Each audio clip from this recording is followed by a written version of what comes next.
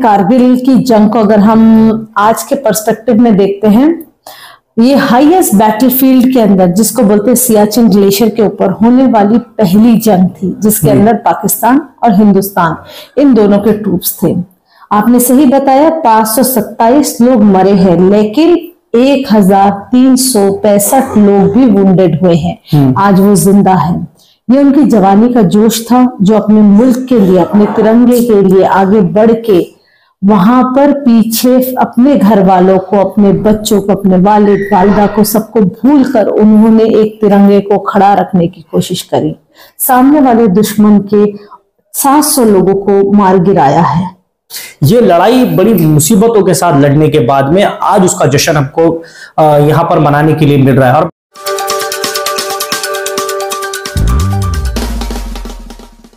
आप लोग देख रहे हैं औरंगाबाद अपडेट्स। मैं हूं अल्ताफ हुसैन। आज का दिवस पूरी दुनिया नहीं भूल सकती, खास तौर से तो हिंदुस्तान इस चीज को नहीं भूल सकता, क्योंकि आज जो है कारगिल विजय दिवस है।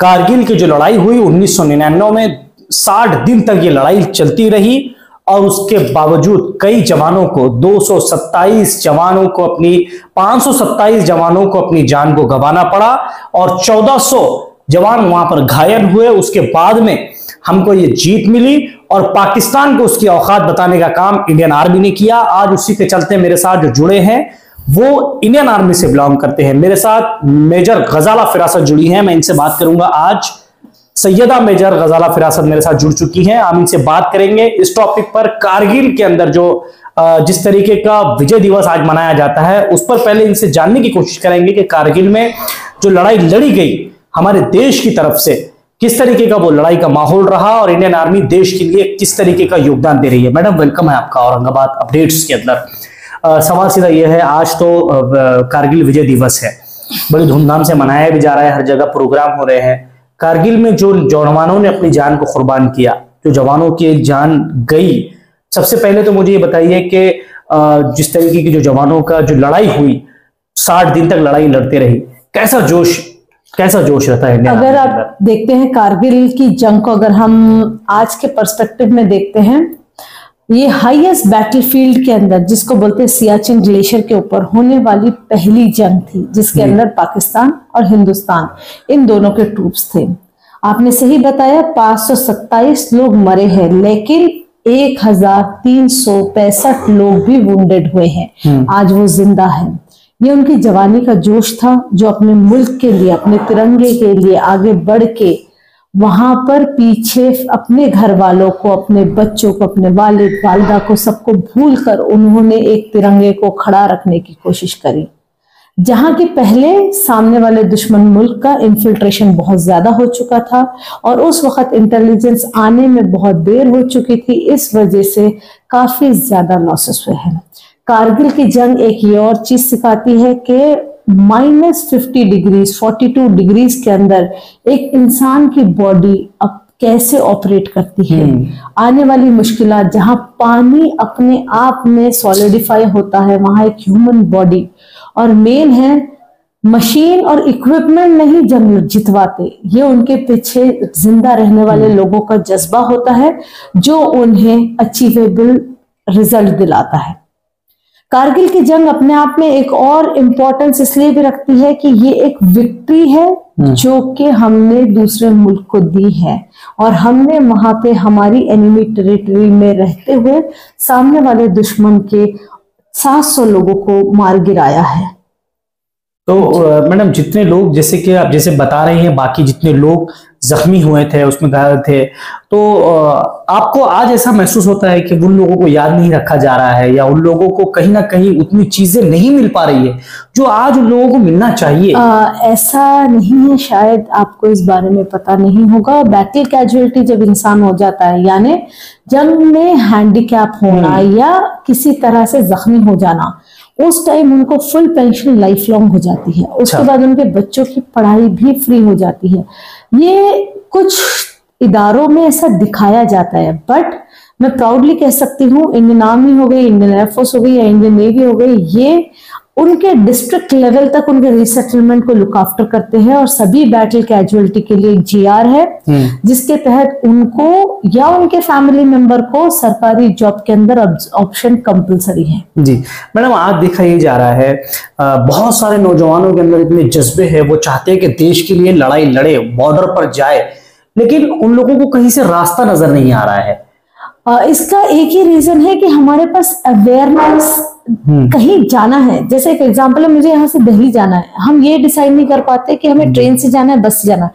हमारे यहाँ सबसे ज्यादा जो लैकिंग है आज के यूथ के अंदर वो ये है कि उनको कॉम्पिटिटिव एग्जाम्स की तैयारी की प्रिपरेशन नहीं है, जिसको आप कह सकते हैं अभी 11 अगस्त से अग्निवीर भर्ती होने वाली है औरंगाबाद में, जो कि 7 जिलों के लिए है। मेन है कि हमारे यहाँ से बच्चों के एप्लीकेशंस उतने भरे जाना और उसके बाद बच्चे वो एग्जाम क्लियर करना, तभी ये डिफेंस फोर्सेस एक सिस्टम है जिसके अंदर मेडिकली फिट, फिजिकली स्ट्रांग और मेंटली वेरी वेरी स्ट्रांग नौजवान की जरूरत होती है, और एक मेल पॉपुलेशन का 2% ही उस रीजन से बच्चों को ले जाया जाता है, क्योंकि ऐसा नहीं है कि जो सरहद पे जाते हैं वो देश रक्षक है।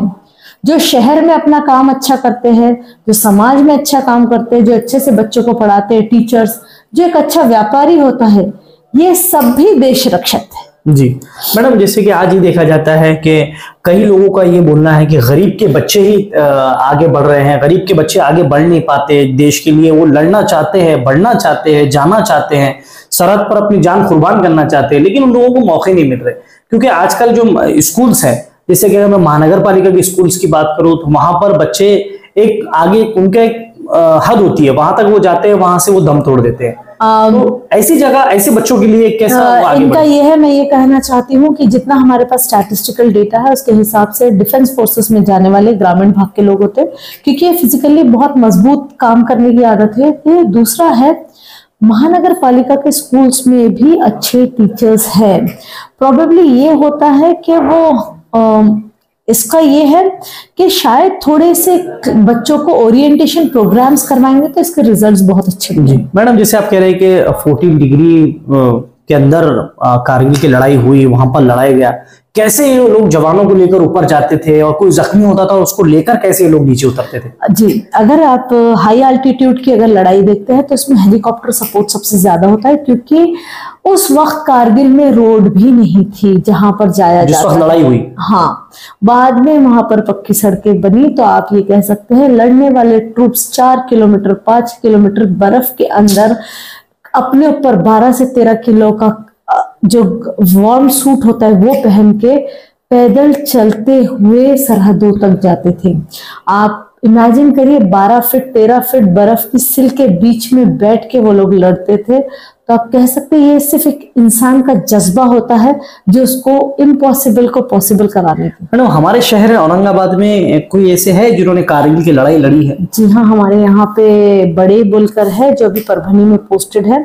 वो कारगिल वॉर जोन से आखिरी रेडियो सेट बंद करने वाले इंसान थे। तो वॉर क्लोज होने का लास्ट मैसेज उनको मिला था। और हमारे यहाँ पे एक कारगिल वॉर वुंडेड भी है और एक कारगिल की वीर पत्नी भी है, जो ये है वो भी है। बाकी और भी जैसे बहुत सारे जैसे लड़ाइयाँ हुई, कारगिल के अलावा लड़ाइयाँ हुई, तो मैडम इंडियन आर्मी के लोग जब घर से निकलते होंगे तो क्या उनके मन में होता होगा?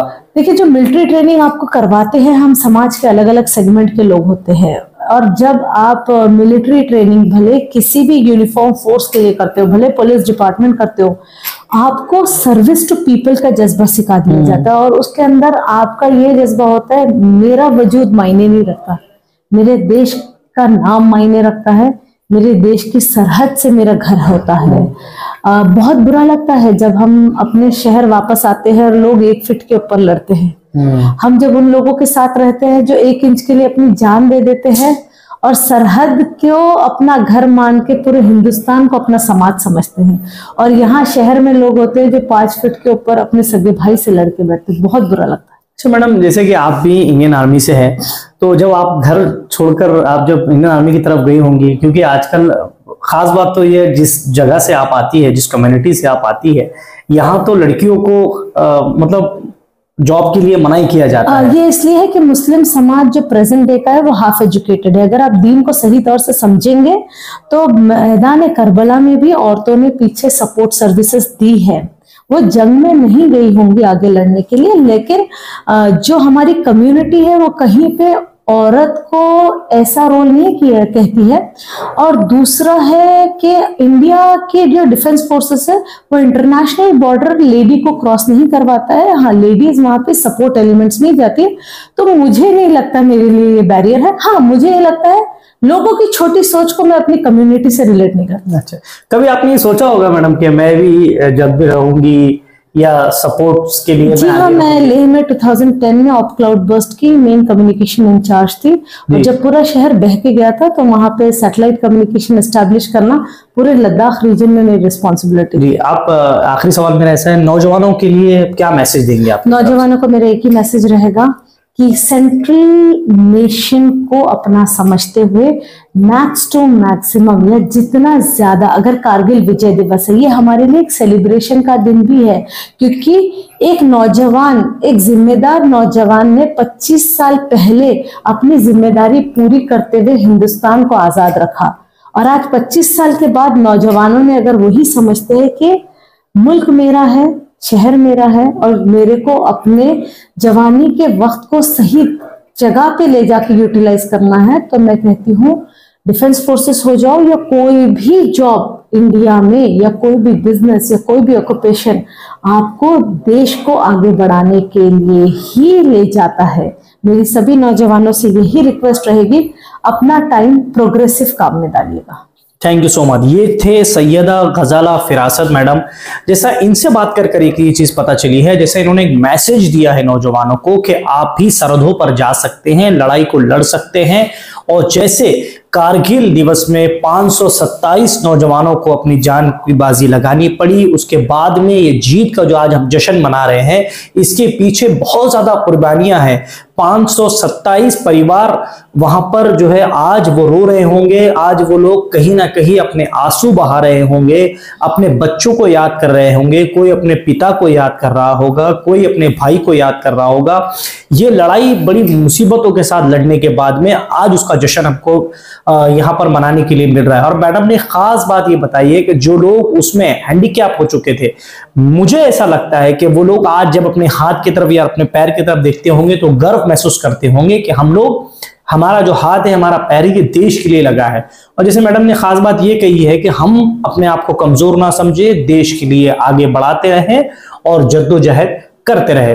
कारगिल दिवस की हमारी तरफ से भी हम आपको ढेर भरी शुभकामनाएं देते हैं। कैमरामैन जियाउल हक के साथ मैं अल्ताफ हुसैन, आप लोग देख रहे हैं औरंगाबाद अपडेट्स।